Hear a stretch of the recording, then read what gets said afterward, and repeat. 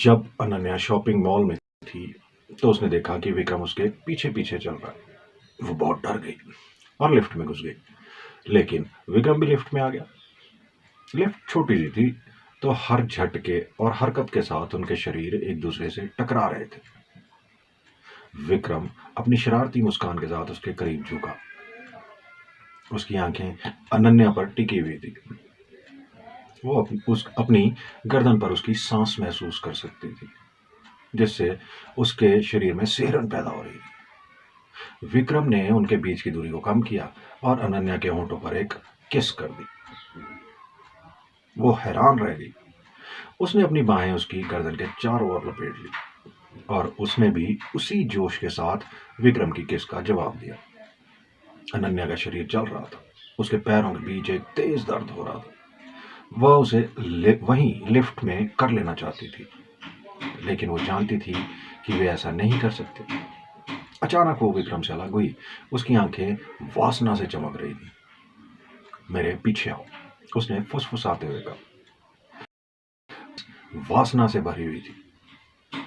वो लिफ्ट से बाहर निकले और शॉपिंग मॉल के वॉशरूम की ओर चल पड़े।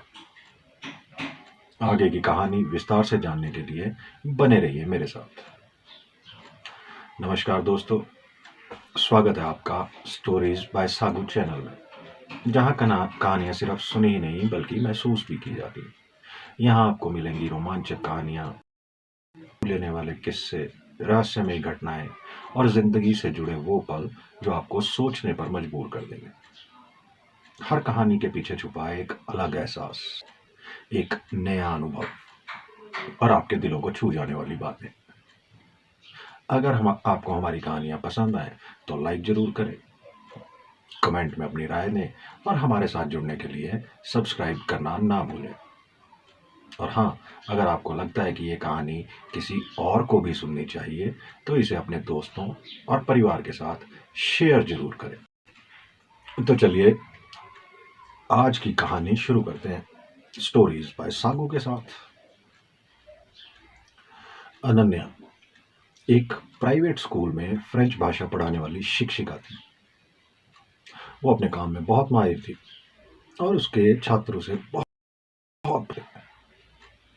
अनन्या की जिंदगी बिल्कुल सामान्य थी। एक प्यारा सा परिवार था, एक पति राहुल और एक छोटी सी बेटी मीरा। लेकिन उसकी जिंदगी में एक ऐसा मोड़ आया जिसने सब कुछ बदल कर रख दिया। एक दिन स्कूल में एक नया छात्र आया जिसका नाम विक्रम था। विक्रम बहुत शांत और गंभीर लड़का था। वो क्लास में अक्सर चुपचाप बैठा रहता था और अनन्या को घूरता रहता। शुरुआत में अनन्या ने इस पर ज्यादा ध्यान नहीं दिया, लेकिन धीरे धीरे उसे लगने लगा कि विक्रम का व्यवहार थोड़ा अजीब है। वो हमेशा उसकी तरफ देखता रहता, जैसे उसके मन में कोई गहरी इच्छा हो।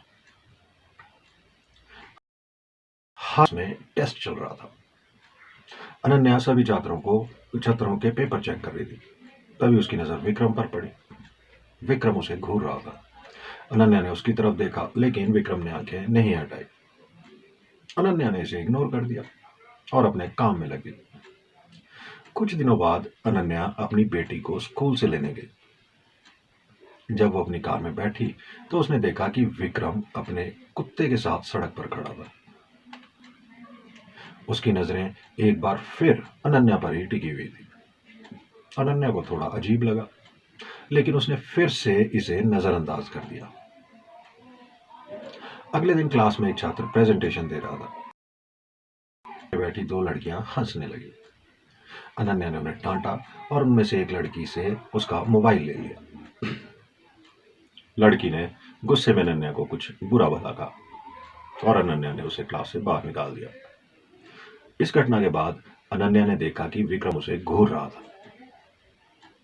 उसकी आंखों में एक अजीब सी चमक थी, जैसे वो अनन्या को बचाना चाहता।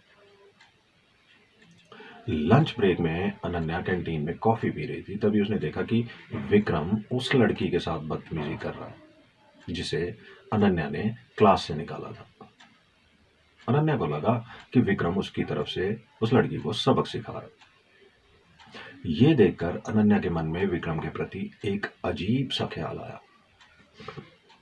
स्कूल की छुट्टी के बाद अनन्या ने विक्रम को अपने ऑफिस में बुलाया। वो उससे बात करना चाहती थी। अनन्या ने विक्रम से पूछा, तुम्हें यहाँ कैसा लग रहा है? क्या तुम्हें कोई प्रॉब्लम है? विक्रम ने जवाब दिया, मैं ठीक हूँ। अनन्या ने उसकी मदद करने की कोशिश की, लेकिन विक्रम का व्यवहार बहुत ही रहस्यमय था। वो अनन्या से कुछ छिपा रहा था। कुछ दिनों बाद अनन्या की विक्रम का स्कोर कार्ड बहुत खराब था। वह उसकी मदद करना चाहती थी, लेकिन विक्रम ने उसकी बातों को गंभीरता से नहीं लिया। एक दिन जब सभी छात्र क्लास से चले गए तो अनन्या ने विक्रम का बैग उठाया। उसने उसमें से एक टी शर्ट निकाली और उसे सूंघा। लिफ्ट छोटी सी थी, तो हर झटके और हरकत के साथ उनके शरीर एक दूसरे से टकरा रहे थे। विक्रम अपनी शरारती मुस्कान के साथ उसके करीब झुका। उसकी आंखें अनन्या पर टिकी हुई थी। वो अपनी गर्दन पर उसकी सांस महसूस कर सकती थी, जिससे उसके शरीर में सिरहन पैदा हो रही थी। विक्रम ने उनके बीच की दूरी को कम किया और अनन्या के होंठों पर एक किस कर दी। वो हैरान रह गई। उसने भी अपनी बाहें उसकी गर्दन के चारों ओर दी और उसने भी उसी जोश के साथ किस का जवाब दिया। अनन्या का शरीर चल रहा था। उसके पैरों के बीच एक तेज दर्द हो रहा था। वो उसे वहीं लिफ्ट में कर लेना चाहती थी, लेकिन वो जानती थी कि वो ऐसा नहीं कर सकती। अचानक वो विक्रम से अलग हुई। उसकी आंखें वासना से चमक रही थी। मेरे पीछे आओ, उसने फुसफुसाते हुए कहा। उसकी आवाज वासना से भरी हुई थी। वो लिफ्ट से बाहर निकले और शॉपिंग मॉल के वॉशरूम की ओर चल पड़े। अनन्या ने विक्रम को एक स्टॉल में धकेल दिया। उसके हाथ उसकी बेल्ट को खोल रहे थे और उसने उसे टॉयलेट सीट पर धकेल दिया। अब अनन्या उसके ऊपर बैठ गई। उनके शरीर एकदम फिट बैठे हुए थे। वो महसूस कर सकती थी कि उसका कड़ापन उसके शरीर पर दबाव डाल रहा था, जिससे वो तड़प रही थी। विक्रम भी पीछे रहने वाला नहीं था। उसने अनन्या की स्कर्ट उठाई। उसके हाथ उसकी जांघों को सहला रहे थे। उसने उसकी पैंटी को उतार दिया। अनन्या ने एक आ भरी। उसका सिर पीछे की ओर झुका हुआ था, क्योंकि उसे लगा कि उसकी उंगलियां उसके अंदर सरक रही हैं। उसने उन्हें एक लयबद्ध गति से हिलाया। उसका अंगूठा उसके क्लिट पर रगड़ रहा था, जिससे वो खुशी से पागल हो रही थी। अनन्या अब और नहीं सह सकती थी। उसे विक्रम का सामान अपने अंदर चाहिए था, जो उसे भर दे। उसने खुद को ऊपर उठाया, उसके कड़क हो चुके सामान को अपने प्रवेश द्वार पर रखा और फिर उसे अपने अंदर ले लिया। वे दोनों करा उठे। उनके शरीर एक दूसरे को तेजी से और जोर से करते हुए, तालमेल बिठाते हुए हिल रहे थे। विक्रम के हाथों ने अनन्या के कूल्हों को जकड़ लिया था और वो उस पर सवार होकर उसकी हरकतों का मजा ले रही थी।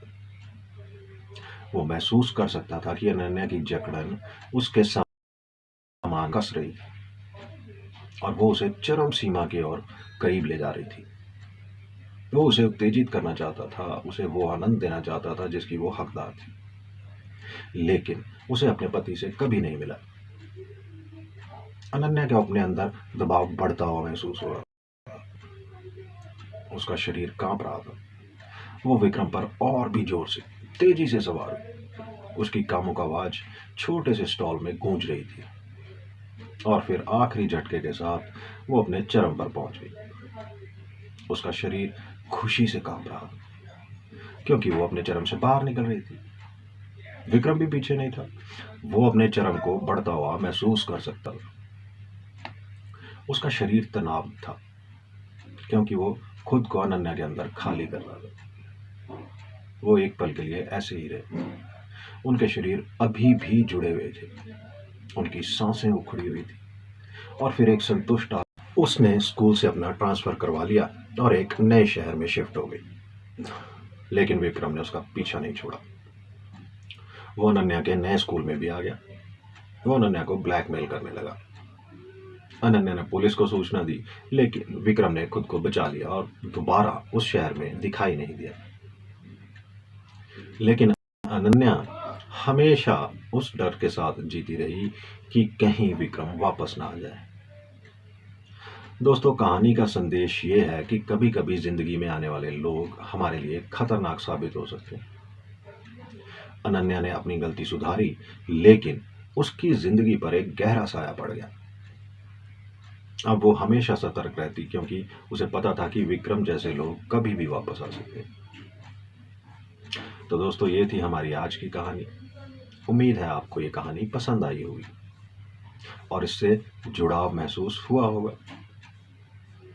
अगर आपको हमारी कहानी अच्छी लगी हो तो लाइक करना ना भूलें और कमेंट में हमें बताएं कि आपको सबसे ज़्यादा क्या पसंद आया। अगर ऐसी और भी दिलचस्प कहानी सुननी है तो स्टोरीज बाय सागू चैनल को अभी सब्सक्राइब करें और पास में दिए गए बेल आइकन को दबाना मत भूलिए, ताकि हमारी अगली कहानी की सूचना सबसे पहले आपको मिले। हाँ, अगर आपको ये कहानी अच्छी लगी हो तो इसे अपने दोस्तों और परिवार के साथ शेयर जरूर करें, ताकि और लोग भी इन कहानियों का आनंद उठा सकें।